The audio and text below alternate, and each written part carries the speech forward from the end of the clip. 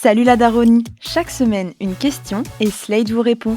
Libre à vous de suivre ou non nos conseils. Dans tous les cas et quoi que vous fassiez, il y a 50% de chances que vos enfants vous en veuillent à l'âge adulte, ce qui leur coûtera des sommes folles en psychanalyse, mais ça, ce ne sera plus votre problème.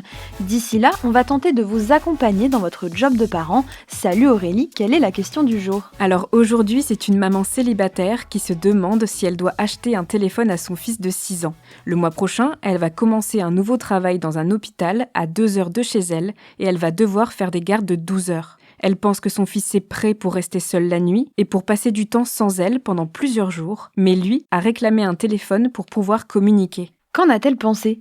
Au début, elle trouvait ça ridicule, mais elle trouve que ce n'est pas si cher de prendre un forfait téléphonique. Et son fils pourrait réutiliser son ancien téléphone à elle. Elle précise vouloir lui envoyer des emojis ou des gifs pour lui dire qu'elle pense à lui au travail. En fait, elle veut que son fils puisse la joindre sans avoir à demander à ses grands-parents ou à la babysitter. Quelle est la relation entre cette maman et son fils? Ils sont très proches tous les deux, donc la séparation va être difficile. Depuis plus d'1 an, elle est au travail de 9h à 17h, donc elle dépose son fils à la garderie ou à l'école le matin, puis elle le récupère tous les soirs et s'occupe du coucher. Et c'est vrai qu'il a pris l'habitude de la voir tout le temps. J'imagine qu'il ne s'agit pas de laisser l'enfant scotché en permanence sur un écran de téléphone. Non, elle souhaite mettre en place des règles et un contrôle parental pour que son fils n'ait accès au téléphone que quand elle travaille. Elle se dit que tout ça est nécessaire, mais indique paniquer à l'idée de ce changement dans leur vie. Elle se trouve folle et se demande ce que les autres pourraient en penser. Comment peut-on conseiller cette maman? Selon Rouman Alam, journaliste à Slate.com, non, cette maman n'est pas folle de donner un téléphone à son petit garçon de 6 ans.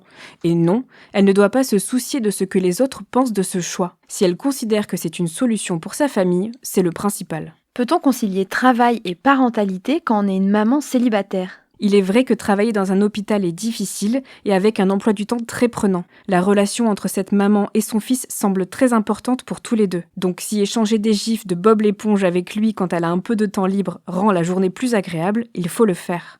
Ce sera un cadeau à ce petit garçon pour lui permettre de rester proche de sa mère. Et avec des règles et un contrôle parental, c'est inoffensif d'après Rouman Alam. Merci Aurélie pour tous ces conseils. On espère que ça aidera tous les parents confrontés à la même situation. Retrouvez Salut la daronie la semaine prochaine pour de nouveaux conseils parenting.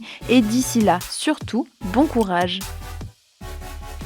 Salut la daronie est un podcast produit et réalisé par Slate.fr sous la direction de Christophe Caron et Benjamin Septem-Ours. Concept, Christophe Caron. Format, Benjamin Septem-Ours. Traduction, Clara Frances. Adaptation, Mona Delahaye et Benjamin Septem-Ours. Présentation, Mona Delahaye et Aurélie Rodriguez. Prise de son, Benjamin Septem-Ours. Montage, Mona Delahaye.